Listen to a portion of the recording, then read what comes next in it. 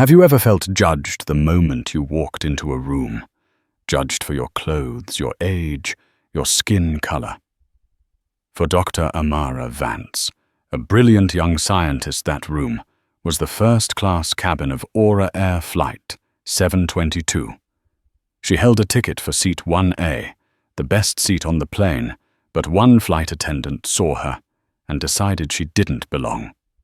The accusation was loud, public, and humiliating. "Miss, you need to find your real seat." But what that flight attendant and the entire silent cabin didn't know was who Amara Vance really was. And that revelation would unleash a storm of consequences that no one saw coming. Dr. Amara Vance believed in the elegant silence of numbers and the vast, humbling poetry of the cosmos. At 28, she had already carved out a name for herself in a field dominated by men twice her age. Her work on exoplanetary atmospheric composition was groundbreaking, and she was on her way to Zurich to deliver the keynote address at the World Symposium of Astrophysics, the culmination of 4 years of relentless research. The journey from her modest apartment in Pasadena to the bustling chaos of LAX had been a blur of last-minute packing and nervous energy. She clutched her laptop bag, which contained not just a computer, but her entire professional life's work, like a holy relic.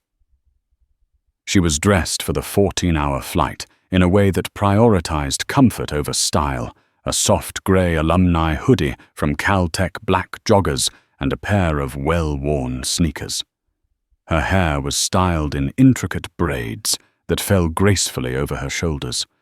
She was unassuming, and she liked it that way. Her mind was on gravitational lensing, not on turning heads. Flying first class was a rare and slightly uncomfortable luxury. The ticket hadn't been her purchase. It was part of the all-expenses-paid invitation from the symposium committee, a testament to how badly they wanted her there. Walking past the long, weary-eyed queue for economy, she felt a familiar pang of imposter syndrome. It was a feeling she knew well, the quiet whisper that told her she didn't quite belong in the rooms her intellect had earned her entry to. She presented her boarding pass, seat 1A, to the gate agent, who gave her a bright, professional smile and waved her through. She was one of the first to board a perk she appreciated. It gave her time to settle in, to organize her space, and to close her eyes for a moment before the cabin filled with the low hum of other people's lives. Seat 1A on Aura Air's flagship A380 was more of a personal suite than a simple seat. Encased in a sleek, high-walled pod, it offered a lie-flat bed, a personal minibar stocked with sparkling water and juices, and a 24-inch screen. Amara stowed her carry-on in the overhead bin and slid her precious laptop bag under the ottoman in front of her. She sighed, sinking into the plush leather. For a moment, she allowed herself to shed the skin of Dr. Vance, the astrophysicist, and just be Amara, a tired young woman excited about her trip. She pulled out a worn paperback, a collection of classic sci-fi short stories, and began to read the world around her, fading into a pleasant background noise. Other first-class passengers began to trickle in. A man in a tailored suit, smelling faintly of expensive cologne and speaking loudly into his phone about mergers and acquisitions. A glamorous couple in their 60s, draped in designer labels, who quietly accepted flutes of champagne from a passing flight attendant. An elderly woman with kind eyes who smiled at Amara as she passed. Amara offered a small, polite smile back. The cabin was a microcosm of wealth and privilege, a world away from the dusty chalkboards and late-night coding sessions that defined hers. Still, she felt a quiet sense of rightness. She had earned this. Her work, her mind had bought her this ticket, this moment of peace. A flight attendant, a man with a warm smile named Daniel, offered her a pre-departure beverage. "Miss, may I get you some champagne? Orange juice, perhaps? Just some water would be lovely." "Thank you," Amara replied, her voice soft. He returned a moment later with a glass of chilled water and a small bowl of warm nuts. The service was impeccable. Amara felt the last of her travel anxiety begin to melt away. The plane was her sanctuary, a metal tube hurtling through the sky, where she could be anonymous, where the only thing that mattered was the destination. She was just getting to a particularly compelling passage in her book when a sharp, saccharine voice cut through her concentration. "Excuse me." Miss Amara looked up. Standing in the aisle blocking the light from the cabin window was a flight attendant she hadn't seen before. She was a woman in her mid-50s with a helmet of perfectly coiffed blonde hair and a smile that didn't reach her cold, assessing eyes. Her name tag read Brenda. "Can I help you?" Amara asked, placing her bookmark in her book. Brenda's eyes flickered from Amara's hoodie down to her joggers and then around the luxurious suite. It was a scan that lasted no more than 2 seconds, but it was laden with a decade's worth of judgment. "I think you might be a little lost," Brenda said, her voice dripping with condescension, disguised as helpfulness. "The economy cabin is toward the rear of the aircraft. I can help you find your seat if you show me your boarding pass." The words hung in the air, heavy and sharp. The man in the suit across the aisle lowered his newspaper slightly. The low chatter in the cabin seemed to dip. Amara felt a hot flush of adrenaline, the familiar, sickening feeling of being singled out. She kept her voice even, a skill honed in countless academic debates. "Thank you, but I'm in the right place," she said calmly. "This is my seat." 1A. Brenda's smile tightened. "Oh, I'm sure it's just a simple misunderstanding. These cabins can be so confusing. But this is the first-class cabin. Perhaps you could just show me your ticket, and we can get this all sorted out before we have to close the doors." It wasn't a request. It was a command delivered with the clear assumption that Amara was a liar or a fool. And as Amara looked into Brenda's unblinking stare, she knew this was not going to be a simple misunderstanding. It was going to be a confrontation. Brenda Jenkins had been a flight attendant for 32 years. In her mind, she wasn't just a server in the sky. She was a guardian of order, a gatekeeper of the rarefied air at 35,000 feet. She had started with Pan Am, a time she remembered with a misty-eyed nostalgia for glamour and respect. Now, with Aura Air, she felt like a relic.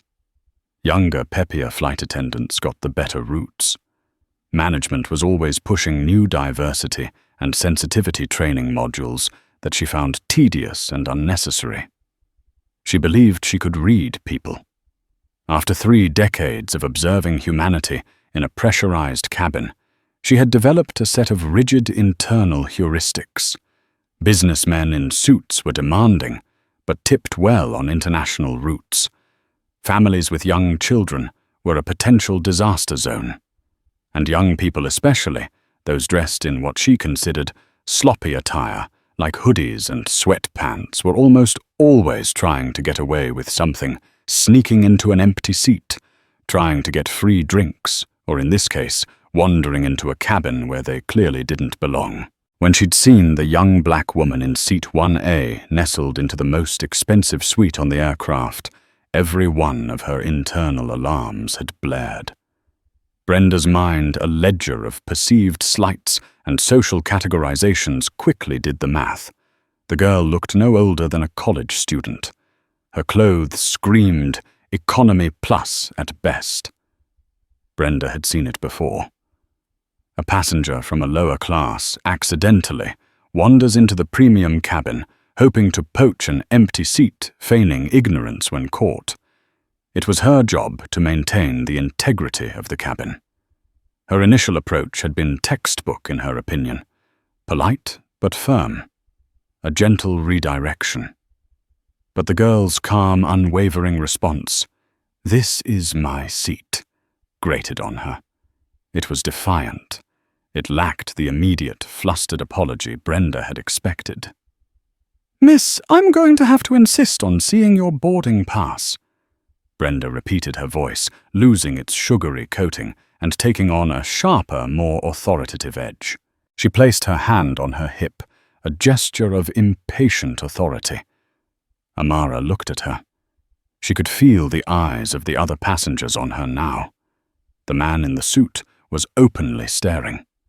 The couple in the middle row were whispering to each other. She felt herself shrinking under their collective gaze, her hard-earned identity as a brilliant scientist being erased and replaced by the simple, ugly label of problem. She had two choices. She could escalate this by refusing, standing on the principle that she shouldn't have to prove her right to be there. Or she could de-escalate by complying, showing the boarding pass, and ending the humiliation as quickly as possible. Every instinct screamed for the former, but a lifetime of navigating these exact situations had taught her the grim pragmatism of the latter. Causing a scene, even when you were in the right, often ended with you being labeled the troublemaker. With a slow, deliberate movement, she reached into the side pocket of her laptop bag and pulled out her phone. She tapped the screen, brought up the airline's app, and displayed the digital boarding pass. The screen glowed with the evidence, Vance Amara. Seat 1A, LAX to ZRH. She held it up for Brenda to see her hand perfectly steady. "Here you are," she said, her voice devoid of emotion. Brenda leaned in, squinting at the screen. For a fleeting second, a flicker of surprise crossed her face, but it was instantly replaced by a new, more insidious suspicion. A forgery. A glitch in the system. Her mind refused to accept the simple truth. It just didn't fit. "There must be a mistake," Brenda declared, straightening up.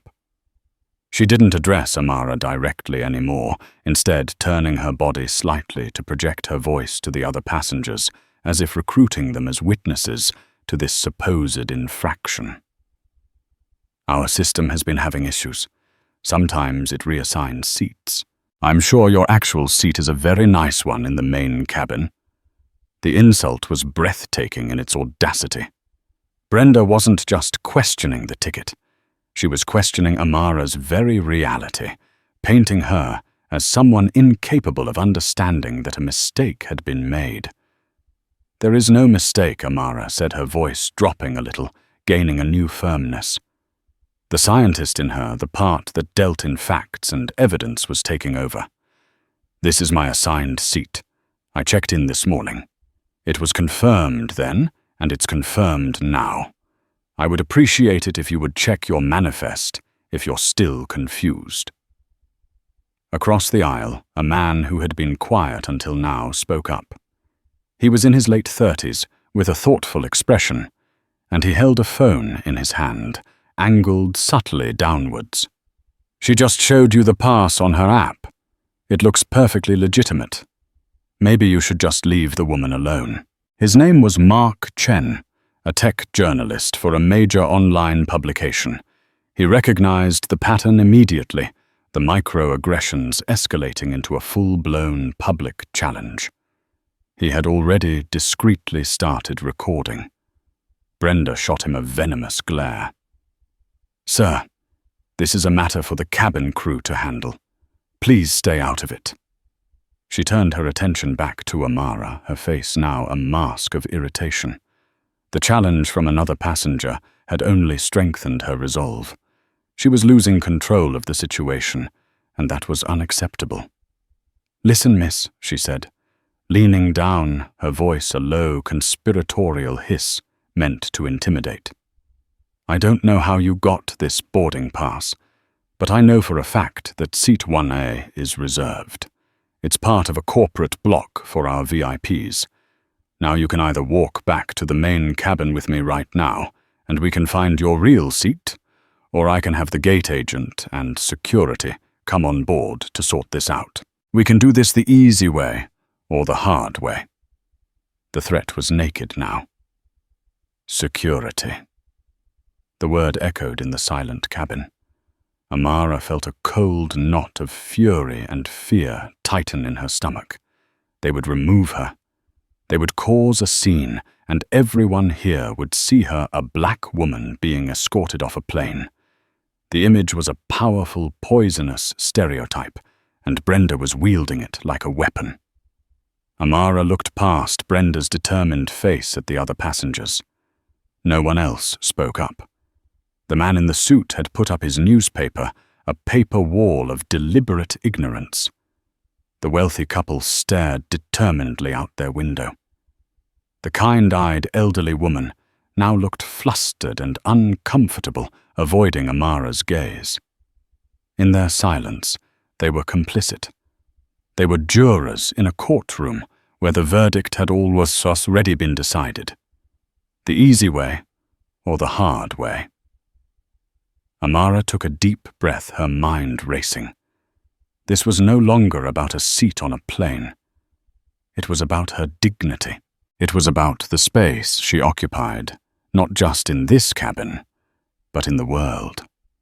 The hard way, then, Amara said, her voice quiet, but ringing with a sudden, unshakable resolve.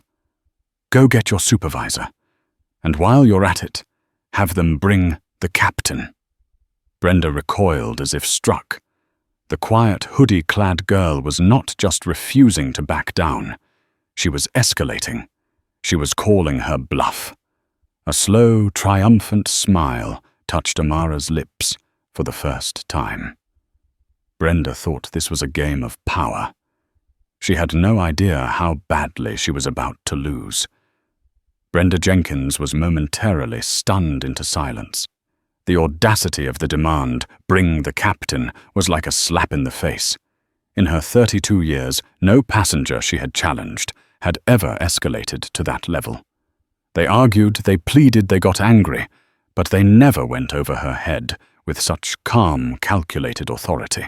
A part of her, a small, rational voice she had long since learned to ignore, whispered that perhaps she had made a terrible mistake. But that whisper was drowned out by the roar of her pride. She had made a public stand. To back down now would be to lose face in front of the entire cabin, not to mention the journalist who was now quite obviously recording the entire exchange. She had to see this through. She had to be right. As you wish. Brenda snarled, her professional veneer completely shattered. She spun on her heel and marched toward the galley, her footsteps echoing her fury. I'll be right back. The moment she was gone, the cabin's silence broke into a flurry of hushed conversations. Can you believe the nerve of that flight attendant? A woman in 2B whispered to her husband. Well, you have to admit it is a bit strange, he muttered back, glancing at Amara. She doesn't exactly look the part. Amara heard them. She heard it all. She felt every stare, every judgmental whisper, like tiny pinpricks against her skin. She closed her eyes, forcing herself to breathe. She pictured the star charts in her office, the cool, clean lines of orbital mechanics. She grounded herself in the certainty of her world, a world of logic and proof to fight off the chaos of this one. Mark Chen. The journalist from across the aisle leaned over. Are you okay? He asked in a low voice. My name is Mark. I've got this whole thing on video. Amara opened her eyes and gave him a grateful though weary look. Amara. And thank you. I have a feeling I might need it. She's way out of line, Mark said, shaking his head. I cover the tech and travel industries. Aura Air has been trying to rebrand itself as this progressive, inclusive airline. This is not that. Before they could say more, Brenda returned. She was not alone. Flanking her was the senior purser, a woman named Susan, with a stern but professional demeanor, and behind them, to the shock of the entire cabin, was Captain Michael Sterling himself. He was tall, with silvering hair, and a captain's uniform that radiated authority. His presence immediately silenced the cabin. This was no longer a minor dispute. It was an official incident. Brenda stood beside them, a smug, vindicated look on her face. She had brought the thunder. Now this girl would finally be put in her place. "Captain," Brenda began, her voice full of theatrical gravity. "I'm so sorry to have to bring you out here, but this passenger," she gestured dismissively at Amara, "is refusing to cooperate. She is occupying seat 1A, which is a VIP corporate seat, and is refusing to show me a valid boarding pass or move to her correct seat in economy." She had twisted the facts. Amara had shown her the pass. She was a liar. Captain Sterling did not look at Brenda. His eyes, calm and assessing, were fixed on Amara. He had been flying for 25 years and had seen every kind of disruption imaginable. His job was to de-escalate, to maintain order, and above all to ensure the safety and timely departure of his flight. "Ma'am," he said, his voice a deep, steady baritone, "I'm Captain Sterling. I understand there's some confusion about your seating assignment."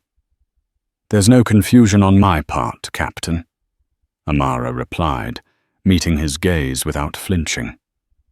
"I am Dr. Amara Vance. My seat is 1A, as assigned by your airline. Your flight attendant, Brenda, has accused me of being a liar and has threatened to have me removed by security. I showed her my valid boarding pass on the official Aura Air app, and she dismissed it." Susan, the purser, held up a tablet. "Captain, I have the passenger manifest right here. Let me just check." Her fingers tapped quickly on the screen. Brenda shifted her weight, a flicker of unease, finally breaking through her self-righteous facade. She had counted on the captain simply taking her word for it, a veteran flight attendant against a young woman in a hoodie. But the captain was waiting for the data. He was a pilot, after all. He dealt in facts, not assumptions. Susan's eyes scanned the screen. Her professional composure faltered for a second. Her eyebrows shot up. She looked from the tablet to Amara, then back to the tablet. She swallowed. "Well," Brenda prompted impatiently. "See, it's probably a non-revenue passenger, someone on standby who took the wrong seat." Susan looked up, first at the captain, then at Brenda. Her expression was now one of dawning horror. "No, Brenda," Susan said, her voice barely a whisper. "She's here. Vance Amara, seat 1A. She paused, then took a shaky breath. "And there's a note." Captain Sterling stepped closer to Susan, peering at the tablet. He read the note on the screen, and the color drained from his face. His entire posture changed from one of authoritative command to one of deep, profound alarm. He looked at Amara, and for the first time, he wasn't looking at a passenger. He was looking at someone else entirely. "What note?" Brenda demanded, her voice shrill. "What does it say?" The captain turned to Brenda. His voice was dangerously quiet, a low rumble that promised a storm. "Brenda, what exactly did you say to this passenger?" I just asked to see her boarding pass." Brenda stammered, the ground crumbling beneath her feet. "I told her this seat was reserved for VIPs." "Reserved for VIPs." The captain repeated the words, hanging in the air, like a death sentence. He looked back at Amara, his expression a mixture of mortification and sheer panic. He took a step forward into Amara's personal space and lowered his voice. "Doctor, Vance, he said the honorific now spoken with a weight it hadn't carried before. On behalf of Aura Air, and on my own behalf, I need to offer you my most sincere, profound, and unreserved apology. We have made a catastrophic error. The entire cabin leaned in, straining to hear. Mark Chen's phone was still recording, capturing every devastating second. Brenda just stared, her mind unable to process the sudden, terrifying shift in the universe. What was on that tablet? Who was this girl? Susan Seeing. Brenda's utter confusion leaned over and showed her the tablet screen. Brenda read the note, her lips moving silently. Passenger Vance, Dr. Amara. Seat 1A. Ticket class CEO guest, confirmed note VIP, guest of CEO Robert Morrison. Dr. Vance is lead scientist and CEO of Vance Stellar Dynamics. Handle with utmost care and extend every possible courtesy. Notify ground crew upon arrival for personal escort. Do not disturb. The tablet slipped from Susan's hands and clattered to the floor. But Brenda didn't notice. She was staring at Amara, at the girl in the Caltech hoodie, and seeing her for the first time. Not as an interloper, not as a problem, but as the architect of her doom.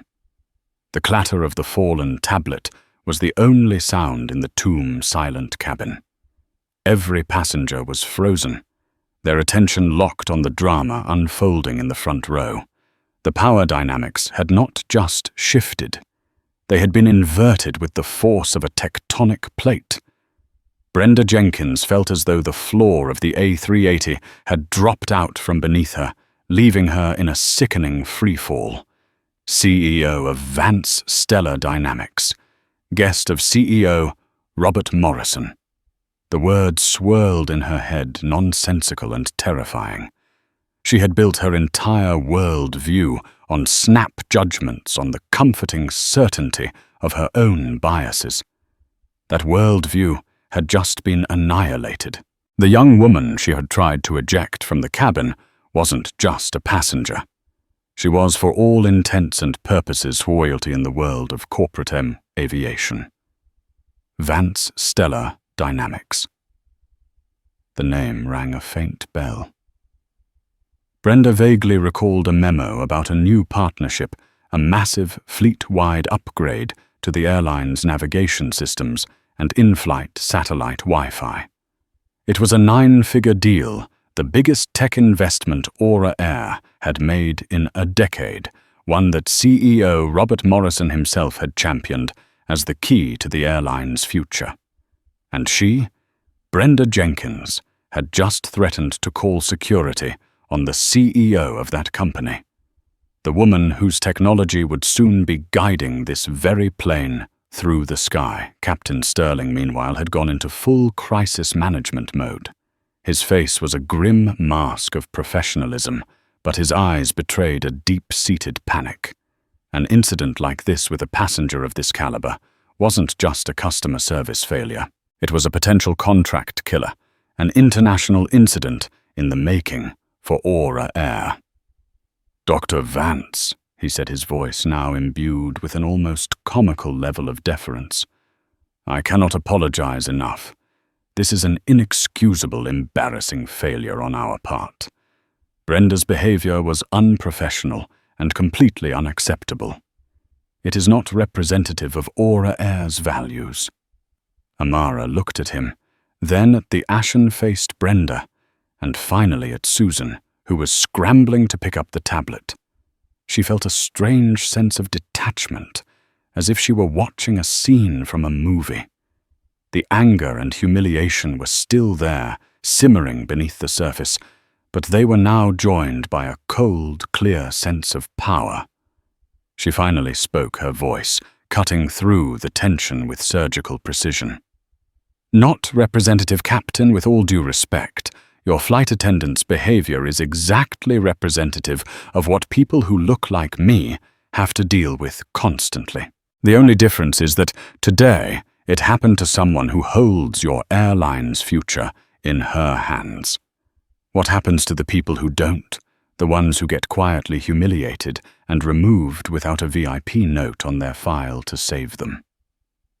Her words struck home. The captain flinched. The man in the suit who had hidden behind his newspaper now had the decency to look ashamed.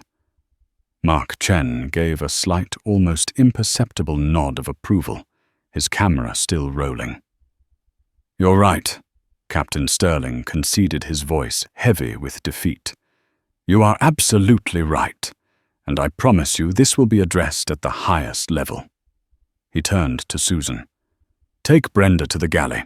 She is off duty for the remainder of this flight. Find a replacement for the first-class cabin immediately. She is not to interact with another passenger." It was a public firing, a summary execution of a 32-year career right there in the aisle. Brenda, who had been catatonic, was finally jolted back to life by the captain's command. "Captain, please," she begged, her voice cracking. "It was a misunderstanding. I was just following procedure." "Your procedure is flawed, Brenda," the captain said, his voice like ice. "Your judgment is flawed. Now go. Do not make this worse than it already is." Susan gently took a stunned Brenda by the arm and guided her away from the first-class cabin, past the gawking passengers. As she disappeared behind the curtain, the cabin let out a collective tension-releasing breath. The captain turned back to Amara, his expression pleading.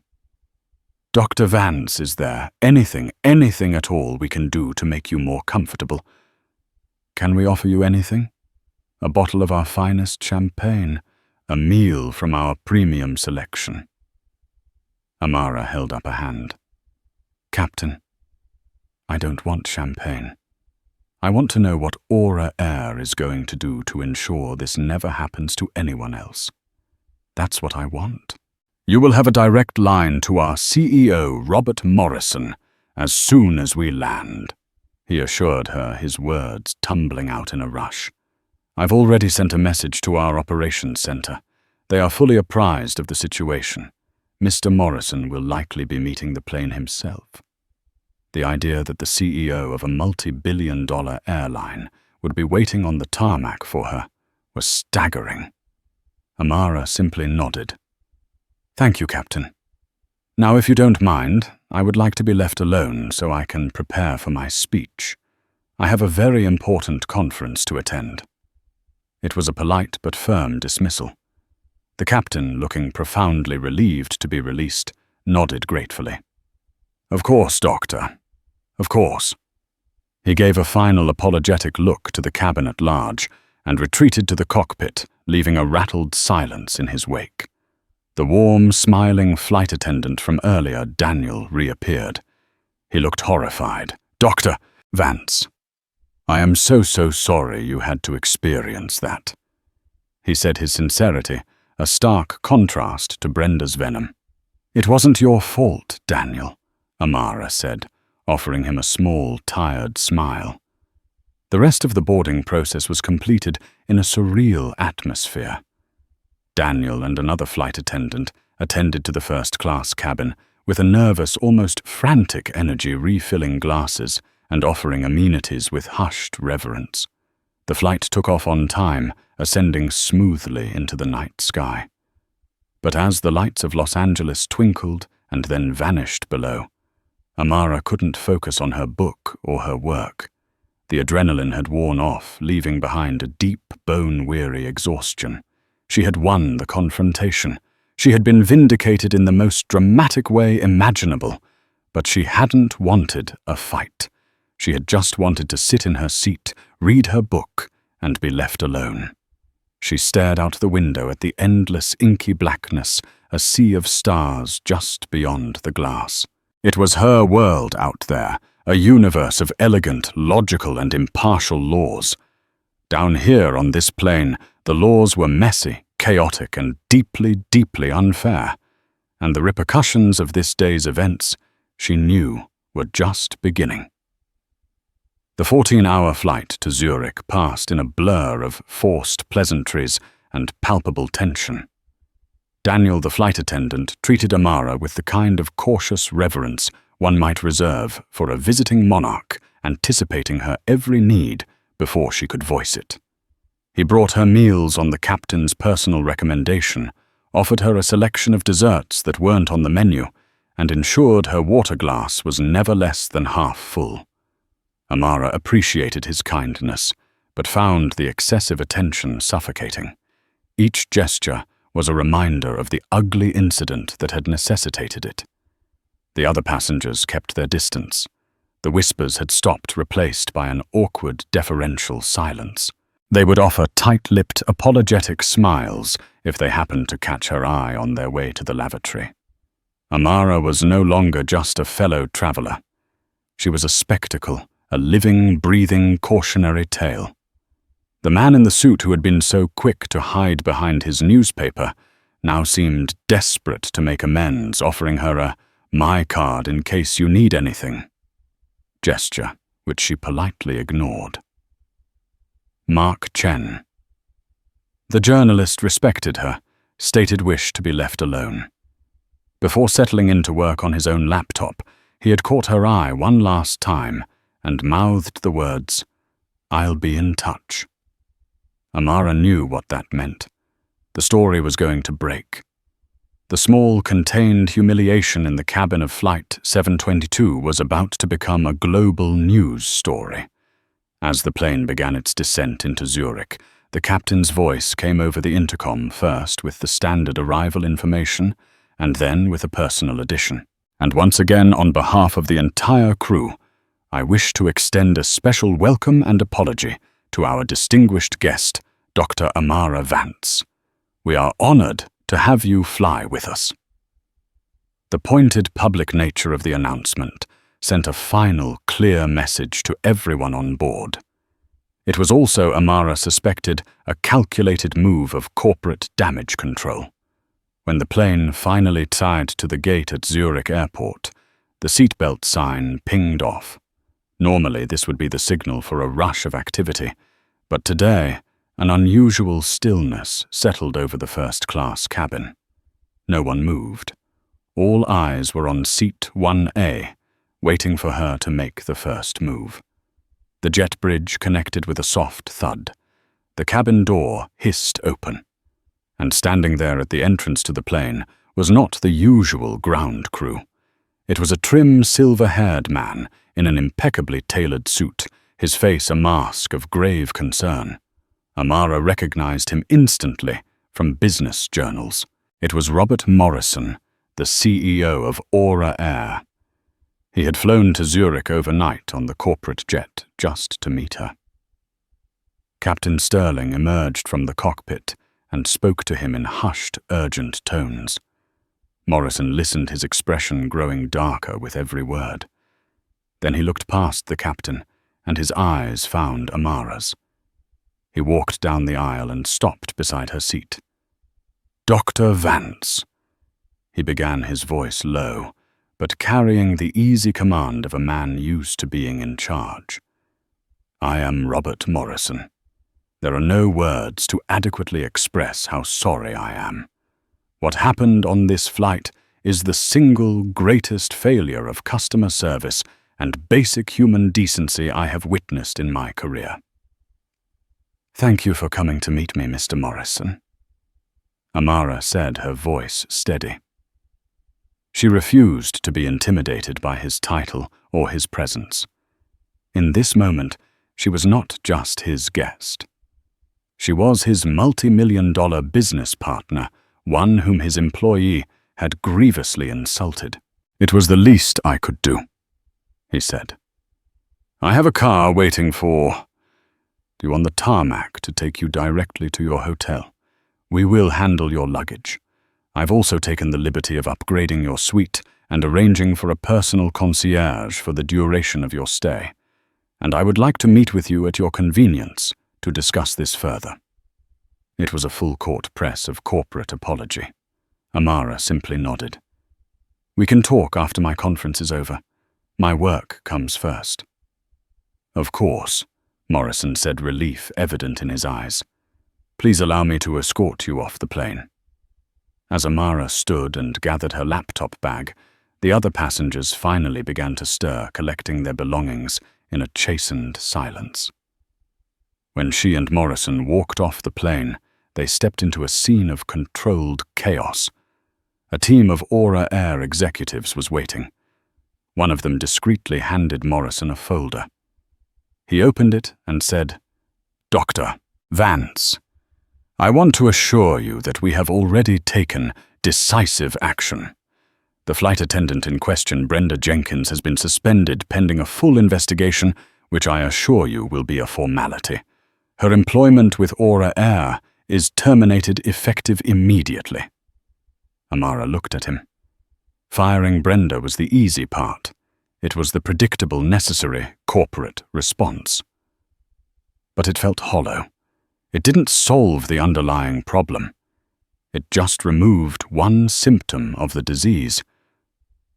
"That's a start," Amara said, her words carrying a weight that made Morrison pause. He realized she was not going to be placated by a simple firing and a hotel upgrade. As they were led towards a private exit, Mark Chen caught up to them. He introduced himself to Morrison, his press credentials clearly visible. "Mr. Morrison Mark Chen from Tech Forward. I was on the flight. I have the entire incident on video. My story will be going live in an hour." Morrison's face, already grim, tightened further. He knew what that meant. The story was now out of his control. It belonged to the world. He looked from the journalist's determined face to Amara's calm, unreadable expression. His airline was in the middle of a PR cataclysm, and the woman at the center of it held all the cards. He had come here to put out a fire, but he was quickly realizing he was standing at the mouth of a volcano. Mark Chen's story didn't just go live. It exploded. The headline was stark and undeniable. Aura Air flight attendant accuses black astrophysicist of stealing first-class seat, unwittingly humiliates airline's biggest tech partner. The article was a masterclass in factual, damning storytelling. It included a transcript of the ugliest parts of the exchange, and most powerfully, a 2-minute video clip that Mark had recorded. The video was a viral sensation. It showed Brenda's smug condescension, Amara's unshakable dignity, the captain's dawning horror, and the final humiliating revelation. By the time Amara had checked into her hotel in Zurich Nampel, flying, while Black and Brenda, the flight attendant, were trending worldwide. The karma that hit Brenda Jenkins was swift, brutal, and relentless. Her immediate termination was the first drop in what would become a monsoon of consequences. She arrived back in Los Angeles not as a 32-year veteran of the skies, but as a pariah. Her face was everywhere. She was the star of a drama she hadn't known she was auditioning for cast as the villain in a story of modern prejudice. Her phone rang incessantly with calls from reporters. Her social media accounts, which she quickly deactivated, were flooded with thousands of messages filled with vitriol and disgust. Her neighbors in her quiet suburban community recognized her from the news. Suddenly, the friendly waves over the fence were replaced with cold stares and pulled curtains. Aura Air, in a desperate attempt to staunch the bleeding, publicly disavowed her in the strongest possible terms. Their official statement called her actions a profound betrayal of the company's core values of respect, diversity, and inclusion. There was no severance package, no quiet retirement. Her career had been vaporized. Brenda found herself unemployable. She applied for jobs at other airlines, but her name was now toxic. No one would touch her. Even retail and service industry jobs were out of reach. A quick Google search by any hiring manager brought up the viral video. The gatekeeper had been permanently locked out. She was forced to sell her home, the one she'd been so proud of, and move into a small rented apartment, her world shrinking in direct proportion to her public infamy. The hardest part was the alienation from her own family. Her daughter, a progressive-minded young woman who worked for a non-profit, called her in tears. "Mom, how could you?" "That's not what you taught me." The shame was a constant, suffocating companion. Brenda had spent her life judging others, based on shallow external markers, and now the world had judged her and found her wanting. But the karma didn't stop with Brenda. It cascaded upwards, crashing against the polished corporate walls of Aura Air. Their stock price took an immediate, noticeable dip.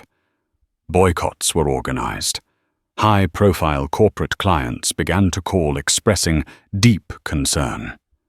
The company that had been trying to brand itself as the friendly, forward-thinking face of modern air travel was now the poster child for systemic racism. Robert Morrison was in the fight of his professional life. His days were a blur of crisis meetings with his PR, legal, and executive teams. The incident had exposed a rot within the company culture that couldn't be fixed by firing one employee. The world wasn't just mad at Brenda. They were mad at the silent passengers, the slow-to-react crew, and the corporate environment that allowed a Brenda to flourish for 32 years. The pressure mounted, but Morrison knew the key to navigating this crisis wasn't in press releases or ad campaigns. It was in Zurich, in a hotel suite occupied by a quiet, brilliant scientist who had become the most powerful woman in the aviation industry overnight. Everything depended on his upcoming meeting with Dr. Amara Vance. He wasn't just meeting with a wronged passenger or a crucial business partner anymore. He was meeting with the person who held his company's reputation and perhaps its very future in the palm of her hand. He had to offer more than an apology. He had to offer a revolution. The grand auditorium of the Zurich Symposium was a universe unto itself, a constellation of the brightest minds in astrophysics. When Dr. Amara Vance stepped onto the stage, a respectful silence fell over the hall. For a fleeting moment she saw not her esteemed colleagues, but the faces from Flight 722, the judging, the indifferent, the complicit. A flicker of the humiliation from 35,000 feet threatened to cloud her focus. She took a quiet breath, closed her eyes, and centered herself not in the memory of the cabin, but in the vast, elegant certainty of the cosmos. When she opened them, she was no longer the woman in the hoodie. She was Dr. Vance, and this was her sky. She began to speak, her voice clear and resonant, filling the space with the poetry of science. We look up at the night sky and see a canvas of silent, distant lights, but we are not seeing stillness. We are witnessing the echoes of immense violence and breathtaking creation.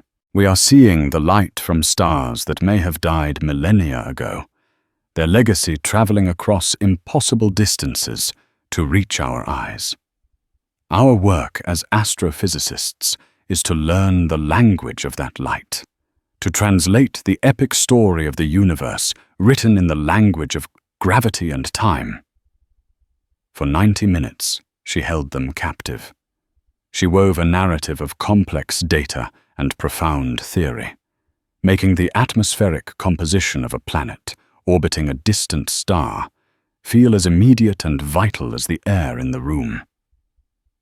She was luminous, her passion a gravitational force pulling everyone in the room into her orbit. The viral video, the airline scandal, it all faded into irrelevance, eclipsed by the sheer power of her intellect. When she finished, the applause was not just polite.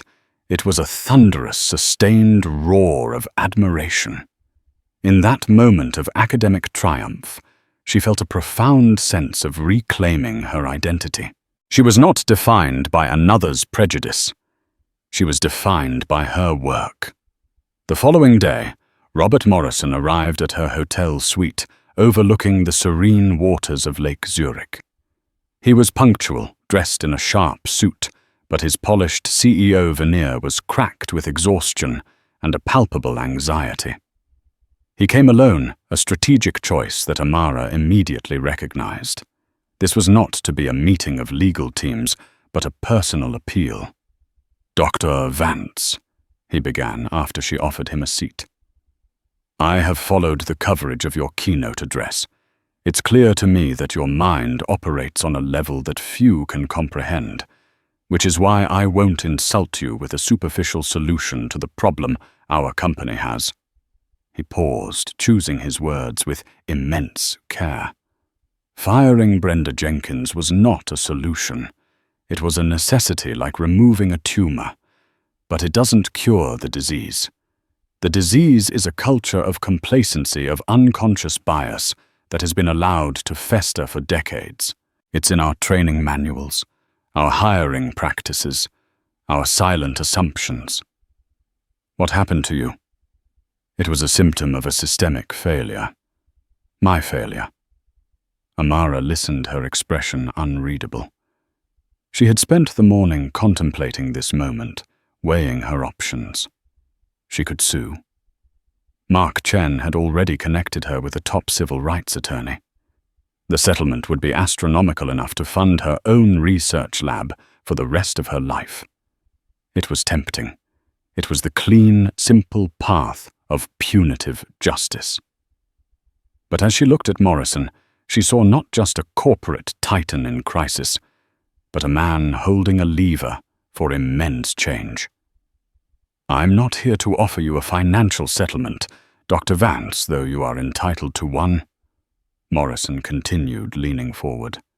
"I am here to offer you power, and to ask for your help in wielding it." He slid a thick portfolio across the polished wooden table. It was not a legal document, but a detailed proposal. "I want to create a new permanently funded division within Aura Air, the Vance Initiative for Equity in Travel. This isn't a PR campaign, it's an overhaul. I'm proposing a $10 million initial endowment to fund a complete redesign of our training from the ground up. We would bring in sociologists, psychologists, and diversity experts to build immersive scenario-based training that forces our employees to confront their biases in a controlled environment, not on a paying customer. We would establish a new independent civilian review board to handle all discrimination complaints with full transparency." He looked her directly in the eye. "And I want you to be the co-chair of its oversight committee, to guide its mission, to hold us accountable. Your voice would shape policy for our 50,000 employees worldwide." Amara opened the portfolio. The plan was comprehensive, aggressive, and undeniably impressive. It was a masterful stroke of corporate strategy, turning the worst PR crisis in the airline's history into a potential redemption story. But she was a scientist. She knew that a promising theory needed rigorous, verifiable parameters to become fact. She closed the portfolio and met his gaze. "This is a well-designed proposal, Mr. Morrison, but as it stands, it's a request for my endorsement. For this to be a true partnership, it requires modifications." Morrison leaned in his entire body language, screaming, "I'm listening." "First," Amara stated, her voice calm but firm, "the Oversight Committee will not be merely advisory. It will have veto power over any new corporate policy related to customer service and employee conduct. Its decisions will be binding." Morrison's eyes widened slightly, but he nodded. "Agreed." "Second, the Civilian Review Board's findings. Every single case with names redacted for privacy will be published in a public annual transparency report. If we are going to fix the disease, we need to see the diagnostics. The public needs to see them. Transparency is paramount." Morrison agreed, a line of sweat on his brow. Done. Finally, she said, delivering her masterstroke. The initiative's first act will not be a new training module. It will be the creation of the Flight 722 Scholarship Fund, in perpetual partnership with Caltech and Howard University. It will fully fund the tuition and travel expenses for 2 young women of color every year to pursue advanced degrees in aerospace, astrophysics, and engineering. We will not just change the culture on the plane. We will change the faces in the cockpit and in the control towers. A slow, genuine smile broke across Robert Morrison's face. It was the first time she had seen it. He saw the brilliance of her move. It wasn't just about rectifying a past wrong, but about investing in a more equitable future. It was about creating more Dr. Vances. Consider it done, he said, extending his hand. Dr. Vance, you have my word. The announcement of the Vance Initiative sent shockwaves through the industry. It was hailed as the new gold standard for corporate social responsibility. Amara Vance, the astrophysicist, became an unlikely but powerful icon, her name synonymous with grace under pressure and the strategic use of power for good. Brenda Jenkins, meanwhile, faded into obscurity, her name becoming a cautionary meme, a shorthand for the ugly face of prejudice. Her world had shrunk to the 4 walls of a small apartment, a life defined by a single catastrophic failure of judgment. Her karma was to live in a world that was slowly but surely being improved by the very woman she had tried to cast out a world that no longer had a seat for her. Amara never sought the spotlight, but she did not shy from it. She accepted her seat on the board, using her sharp analytical mind to forge policy that was both compassionate and effective. She had boarded Flight 722 as a scientist on her way to a conference. She had been told in front of the world to find her real seat. In the end, she did more than that.